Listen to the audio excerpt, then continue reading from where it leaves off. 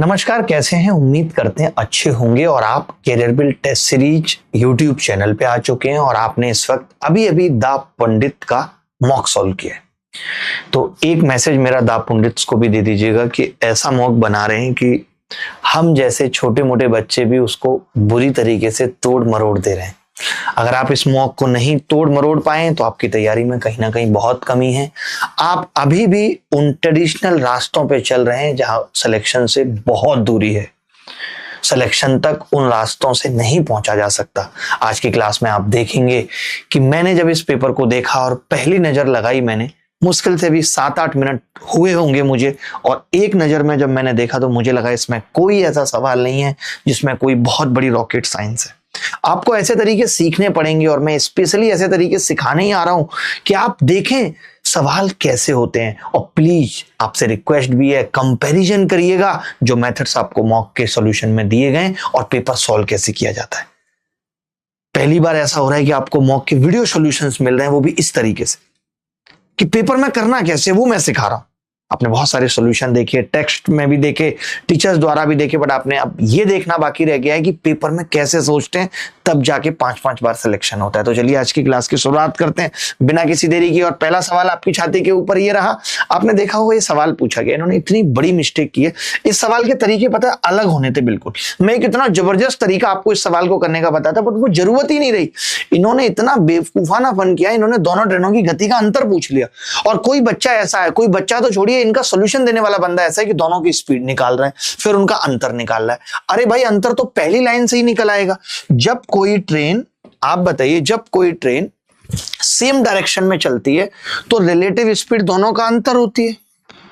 और हमें पता है ट्रेन दूरी कैसे तय करती है, दोनों की लंबाइयों का जोड़, यानी कितना हो गया 250।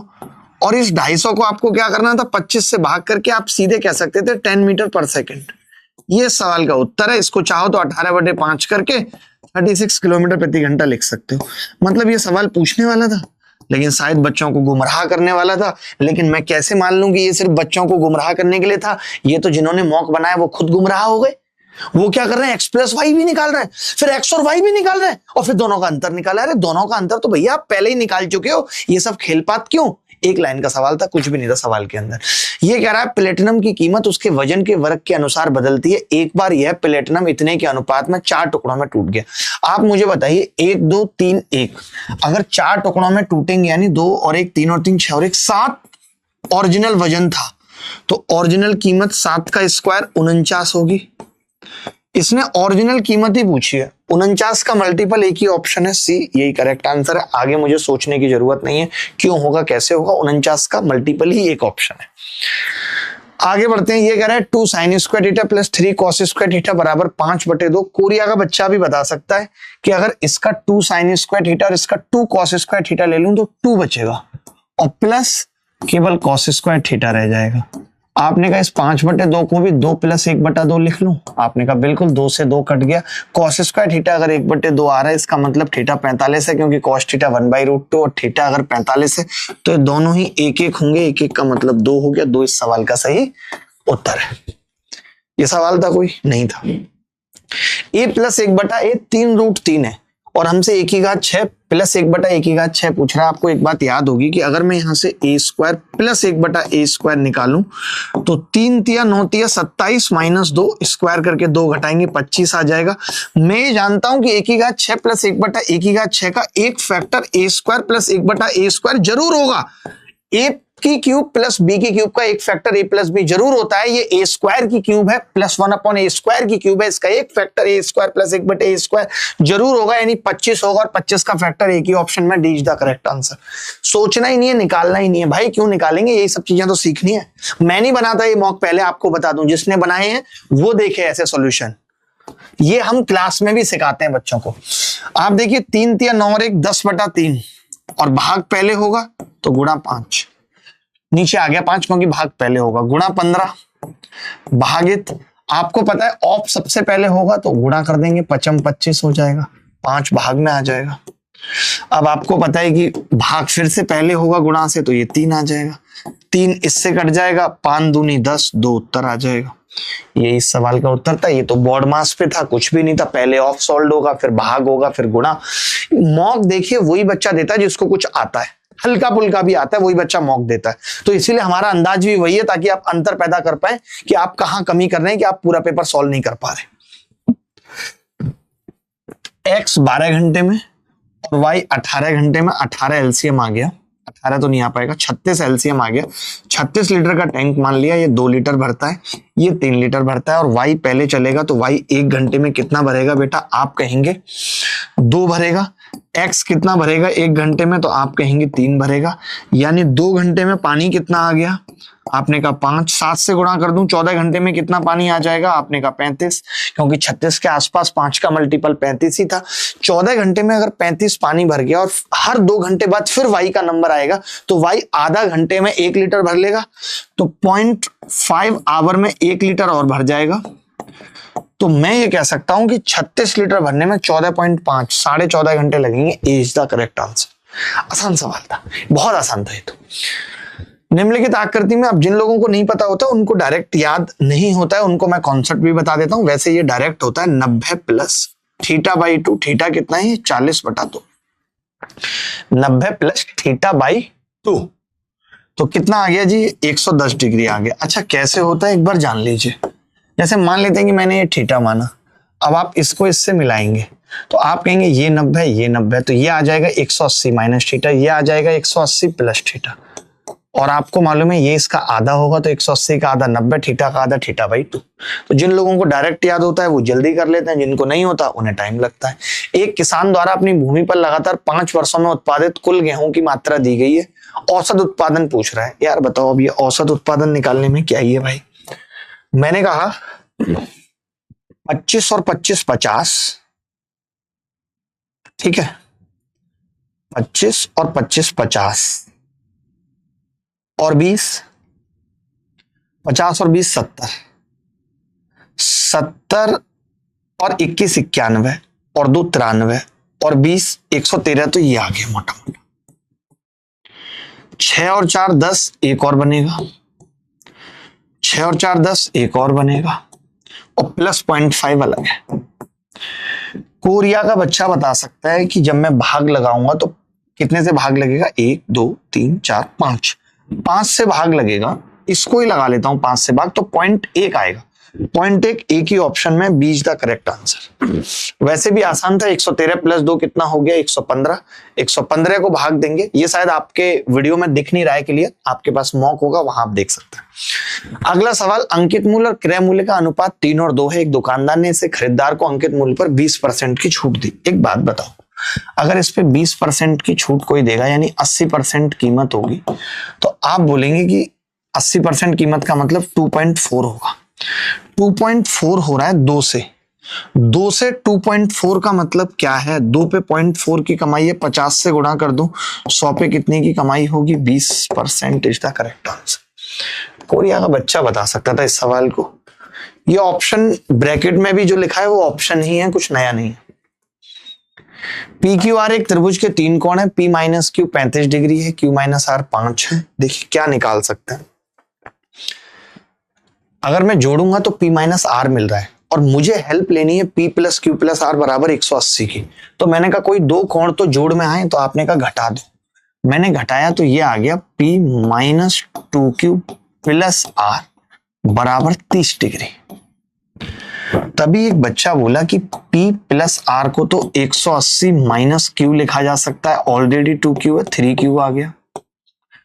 तो हमने कहा कि जी Q कितना आ गया? 180 में से 30 जाएगा, 150 को 3 से भाग देंगे, 50 डिग्री। अगर ये Q 50 डिग्री है तो P कितना होना चाहिए? तो आपने कहा Q प्लस 35 डिग्री। 50 और 35 जोड़ूंगा, 85 डिग्री उत्तर आ जाएगा। महालल्लू था ये सवाल भी, कुछ भी नहीं था। त्रिभुज के तीनों कोणों का जोड़ 180 लगाना था। त्रिज्या 8 सेंटीमीटर, तिर्यक ऊंचाई 17 वाले एक लंबवृत्तीय शंकु का आयतन बताओ। मुझे आप एक छोटी सी बात बताओ मित्र, अगर तिर्यक ऊंचाई 17 है, तिर्यक ऊंचाई अगर 17 है और त्रिज्या 8 है, तो पाइथागोरस से ऊंचाई h कितनी आ जाएगी? आपने कहा 15 सेंटीमीटर आ जाएगी। अब वॉल्यूम होता है 1/3, पाई की वैल्यू है 3.14, आर स्क्वायर कितना है, 8×8 = 64 इंटू एच कितना है 15। एक बच्चा मुझसे बोला कि जी 3 से इसकी गुणा करेंगे तो 5 आएगा, और 5 आने से एक जीरो बनेगी, एक जीरो बनेगी तो ये पॉइंट इधर शिफ्ट हो जाएगा, यानी जो भी उत्तर होगा वो दशमलव के एक स्थान तक होगा, और इसमें एक ही ऑप्शन था जो दशमलव के एक स्थान तक था।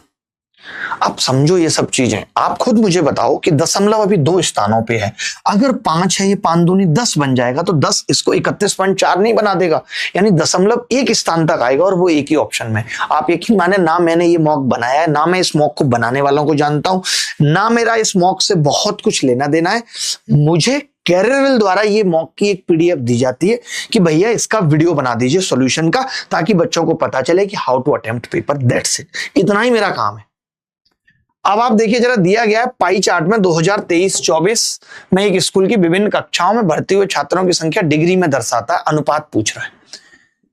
अच्छा, ये हिंदी में लिखा भी नहीं इन्होंने पूरा। Find the ratio of the number of student in classes VVIIX।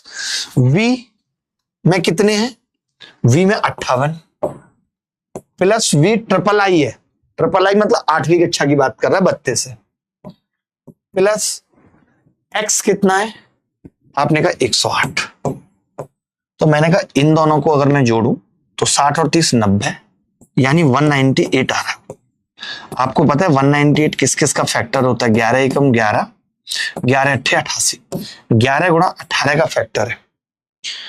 तो अब देखिए 11 गुणा 18 का फैक्टर है, तो फंस गए थोड़ा सा, क्योंकि 11 2 ऑप्शन में आ रहा है। कोई बात नहीं, आगे बढ़ते हैं। अब क्या पूछा है इन्होंने हमसे, VI कितना है दोस्त, VI 60 है, VI 60 plus VII 40 100 plus IX 62 162 नीचे। अब मैं समझ गया कि यार 9 से तो कटेगा मसला, 18 से ही कटेगा, और 18 से कितनी बार कटेगा, 9 बार, तो 11:9 उत्तर आ जाएगा। अगर एक ही ऑप्शन में पहले 11 का फैक्टर होता तो हम वो डायरेक्ट लगा सकते। एक दुकानदार 45 रुपए प्रति किलोग्राम की दर से चावल बेचता है, जिसका क्रय मूल्य 40 है। वह संतुष्ट ना होने पर प्रत्येक पैकेट से 100 ग्राम चावल निकाल लेता है। आप बताइए इसका मतलब पता है क्या है? 100 ग्राम चावल निकालने का मतलब है कि ये बदतमीज ये जो इसको 40 पड़ रहा है, अगर इस पे 100 ग्राम का मतलब क्या, 10% निकाल लेता है ना 1 किलो पे, तो जो 1 किलो की कीमत है वो 40 रुपए जो कीमत है वो इसको 36 रुपए ही पड़ रही है। ये बात मानते हो कि नहीं?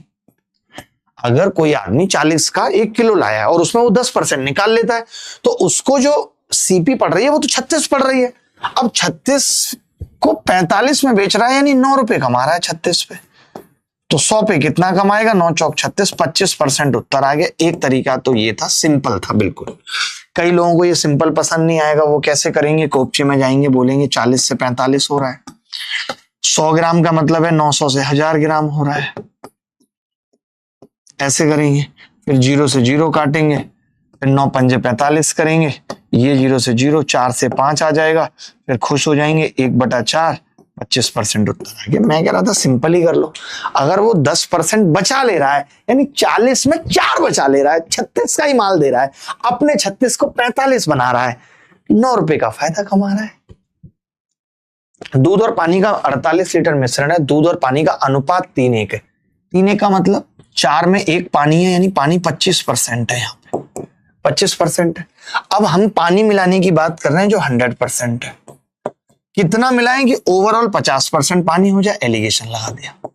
ये ऑलरेडी पता है 48 लीटर है, तो एलिगेशन जब लगाया 25 गए 50 में से 25, 100 में से 50 गए 50, यानी 2:1 आ रहा है, आधा आ रहा है उधर। तो 48 का आधा कितना होगा, 24 लीटर। रिंग रोड पे गाड़ी आज भगाएंगे, छमिया बैठ पजेरों में तरह हैप्पी बर्थडे मनाएंगे, डिग डिग डिग डिग डिग।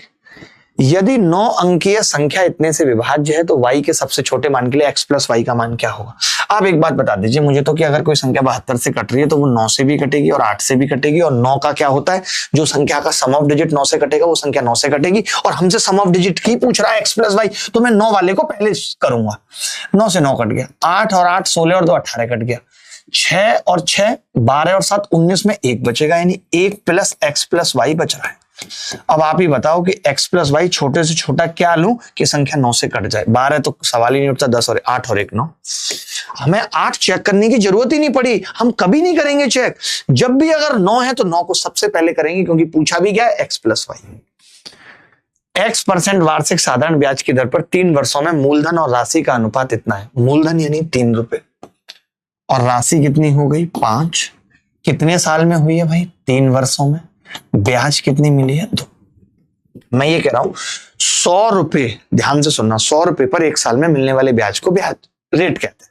1 साल में कितना मिलेगा, आपने कहा 2/3। अच्छा ये 3 पर है, अगर मैं 1 पर निकालूं तो आपने कहा 3 से और भाग हो जाएगा। मैंने कहा 1 पे नहीं, अगर मैं 100 पे निकालूं तो आपने कहा 100 से गुणा हो जाएगी। यानी 1 साल में 100 पर 1 साल में ब्याज आई है 200/9। यही रेट ऑफ इंटरेस्ट है, यही x है। सवाल में 2x पूछ रहा है, 400/9। रेट की डेफिनेशन याद कर लो, 100 रुपए पर 1 साल में मिलने वाले ब्याज को रेट कहते हैं। अमित अपनी आय का कुछ हिस्सा अलग अलग घरों पर खर्च करता है, उसकी आय और व्यय का अनुपात इतना है। आपको मालूम होगा एलिगेशन वहां लगता है जहां 2 चीजों को जोड़ते हैं। तो अगर मैं एक्सपेंडिचर और सेविंग को जोड़ता हूं तो मिलके बन जाएगी इनकम, और इनकम पे अब हम एलिगेशन लगा सकते हैं। तो आप बताइए एक्सपेंडिचर कितना था, आपने कहा 2 था। सेविंग कितनी थी 1, 2:1 का अनुपात था, क्योंकि टोटल 3 इनकम थी, 2 खर्च कर देता था। एक्सपेंडिचर को हमने कितना बढ़ाया है 15%। इनकम हमारी बढ़ी है 30%, एलिगेशन लगा दिया। 30 में से 15 गए, आपने कहा 15 होगा। यहाँ 1 है, यहाँ 2 है, यहाँ 15 है, यहाँ 30 होगा। अब इसमें से ये घटा था, इसमें से कितना घटेगी, इतना बचे, तो आपने कहा 60% यहाँ रहेगा और उसमें से 30 घटेगा तो 30 बचेगा। सेविंग में इफेक्ट पूछा है कितना आएगा, 60% इज द करेक्ट आंसर। और भी कई सारे तरीके हो सकते थे इस सवाल को करने के, वो भी बता देता हूं। जैसे 3 लाइन बना लेते, 3 लाइनें ये इनकम की, इनकम अगर डिस्ट्रीब्यूट करूं तो यहाँ पे एक्सपेंडिचर है 2 जगह और 1 जगह सेविंग है। आपको पता है इनकम कितनी बड़ी है 30, 30, 30। एक्सपेंडिचर कितना बड़ा है 15, 15। अगर इनकम 30, 30 बढ़ी थी तो ये सब 30, 30 बढ़ते, सेविंग भी 30 बढ़ता। लेकिन एक्सपेंडिचर 15, 15 कम बढ़ा है, यानी जो ये 30 था वो यहाँ से बैलेंस हो जाएगा तो 60% आ जाएगा। This is called line method, this is called line method. अगर आपको ये लगे कि ये स्पीड बहुत ज्यादा है तो मैं अगले मॉक में इसकी स्पीड आधी कर दूंगा, आप मुझे बता देना बस। केंद्र O वाले एक वृत्त में AOB व्यास है, AOB व्यास है,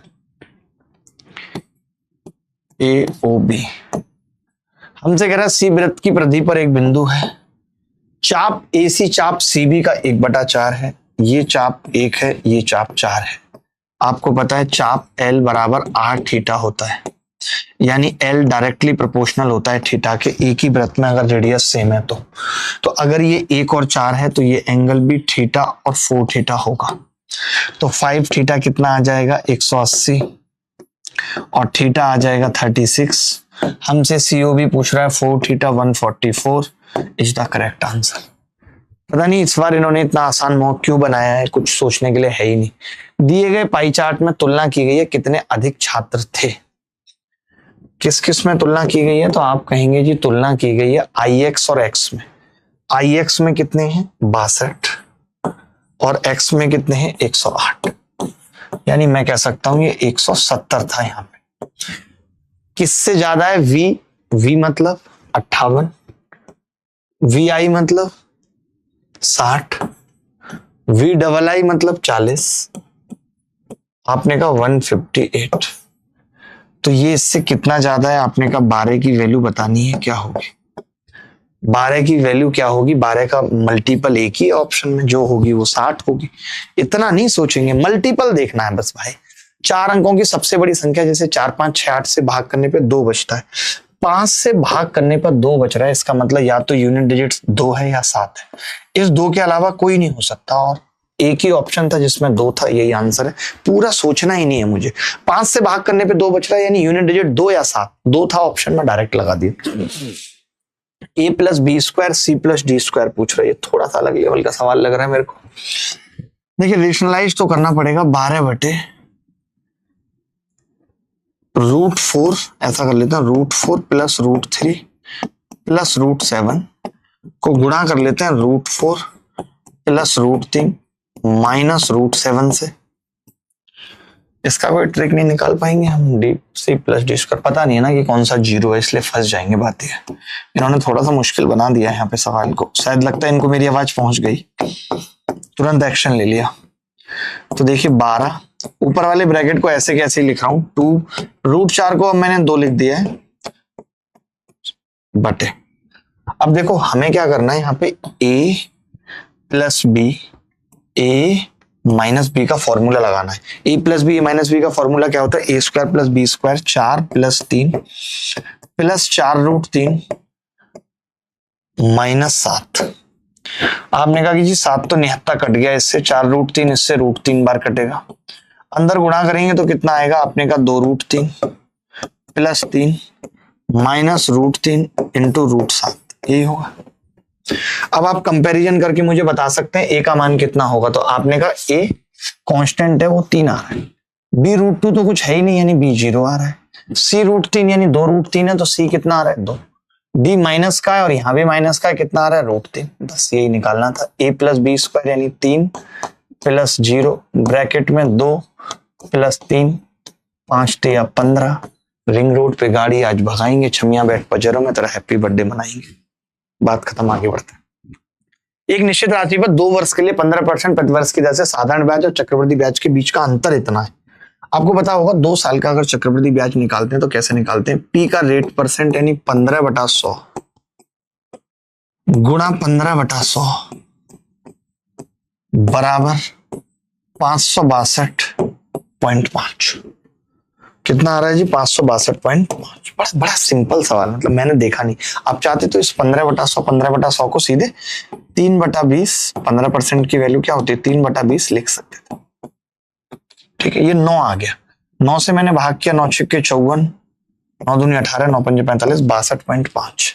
अब आप ही बताइए जो भी उत्तर आ रहा है उधर 625 हो रहा है, 625 यानी 25 का मल्टीपल है, तो 25 ही उत्तर आएगा, 25,000। सी इज द करेक्ट आंसर। कैसे, अगर आपको दिक्कत है तो मैं पहले ये 2 से गुणा करता इधर तो ये 125 हो जाता, और फिर इस 2 से गुणा करता तो ये 250 हो जाता, और फिर इन दोनों जीरो को ले जाता तो 0 0 नहीं आ जाता, 25 ही तो आएगा अगर 62.5 आ गया है तो। लाइट हाउस से नाव का अवनमन कोण 30 डिग्री है जी, ये लाइट हाउस है और यहां से इस नाव का अवनमन कोण 30 डिग्री है, यानी उन्नयन भी 30 होगा। ठीक है, जब नाव लाइट हाउस की ओर x मीटर की दूरी तय करती है, बेटा ये x मीटर की दूरी तय करती है, तब ये अवनमन कोण 60 डिग्री हो जाता है। यदि लाइट हाउस की ऊंचाई y मीटर है तो y और x का अनुपात। इससे ज्यादा टुच्चा सवाल आपने अपने जीवन में नहीं देखा होगा। जब एंगल डबल हो जाता है, आप जानते हैं 30 ये 60 तो ये भी 30 होगा क्योंकि एक्सटीरियर एंगल है इसका, और अगर ये 30 है तो ये दोनों बराबर होंगे। तो मैं ये कह रहा था कि अगर ये √3 था, ये 1 था और ये 2 था, तो ये भी 2 होगा क्योंकि 30 के सामने वाली दूरी बराबर होगी। तो y और x का अनुपात पूछ रहा है तो y √3 है, x 2 है, बीच द करेक्ट आंसर। कुछ था, सोल्व भी करने की जरूरत नहीं है यार। निम्नलिखित संख्याओं का एलसीएम बताइए। आप ही बताइए भाई, ऊपर वाली संख्याओं का एलसीएम आएगा ना 64 कटता ना 77 ना 48, 72 कटता 18 से, एज द करेक्ट आंसर। भाई मैं ऊपर वाली संख्याओं का एलसीएम लूंगा, और एलसीएम लूंगा तो 18 से कटेगा ही नहीं, और 18 से एक ही ऑप्शन कट रही, इसकी भैंस को भोपाल ले जाए, खलाश खत्म। बड़ा प्यारा सवाल है, ये कह रहा है त्रिभुज एबीसी में कोण ए का समद्विभाजक, त्रिभुज एबीसी में कोण ए का समद्विभाजक एंगल बाइसेक्टर है, ये भी एंगल बाइसेक्टर है और ये 5:4 का अनुपात है। आप में से कितने सारे लोग इस बात को जानते हैं और समझते हैं? आपको हमने हमेशा पढ़ाया होगा या आपने खुद भी कहीं पढ़ाया तो पढ़ा होगा कि अगर ई जो है वो इन सेंटर है, अगर ये इन सेंटर हो गया तो आपको मालूम है कि AE/ED का जो अनुपात होगा वो B+C/A होगा। ठीक है भाई, जानते ही होंगे, नहीं जानते तो अभी सीख लीजिए कि इसका अनुपात जो होगा वो B+C/A, अगर E इन सेंटर है और ये एंगल बाइसेक्टर है। ठीक है, अब आप देखिए कि ये 5/4 दिया हुआ है सवाल में, और ये 20/A है क्योंकि ये 20 दिया हुआ है, इन दोनों का जोड़, और ये पूछा है तो 5 चौक 20, 4 गुना है तो 4 चौक 16, ये उत्तर आ जाएगा ए का, यही उत्तर है, ए इज द करेक्ट आंसर। अगर आप भी इसी तरीके से गणित सीखना चाहते हैं, आप भी चाहते हैं कि आपको ऐसे तरीके क्लास के दौरान ही प्रैक्टिस कराई जाए, तो आपको कहीं भी कुछ भी बहुत लंबा पढ़ने की जरूरत नहीं है, 100 200 400 500 घंटे पढ़ने की एकदम जरूरत नहीं है। आप सटीक और सही पढ़ सकते हैं मेरे साथ। और आप अभी वक्त कम सोचते हैं कि तैयारी का बचा है, पूरा सिलेबस हो पाएगा नहीं हो पाएगा, तो आप जो लेटेस्ट बैच में भी पढ़ाया गया है, इस बैच से रिकॉर्डेड बैच है और इसके अंदर लाइव प्रैक्टिस सेशन भी है। मैं आपको बता दूं, आप जैसे कहीं भी कोई रिकॉर्डेड बैच लेते हैं तो उसके अंदर लाइव क्लास कोई भी नहीं होती, बट हमारे इसके अंदर लाइव प्रैक्टिस सेशन भी है। जो भी रिसेंट एग्जाम होते जाएंगे उसकी लाइव प्रैक्टिस आपको हमेशा मिलेगी। जैसे इसकी वैलिडिटी लिखा हुआ है ना 2 साल, यानी 2 साल तक जब जब कोई एग्जाम होगा तो उसकी लाइव प्रैक्टिस इस बैच में कराई जाएगी। आप इस बैच से अपनी तैयारी को और बूस्ट कर सकते हैं। चलिए रखता हूं, नमस्कार, फिर मुलाकात होगी इसी उत्साह उमंग के साथ। ख्याल रखिएगा, खुश रहिएगा, बाय बाय, टेक केयर, धन्यवाद।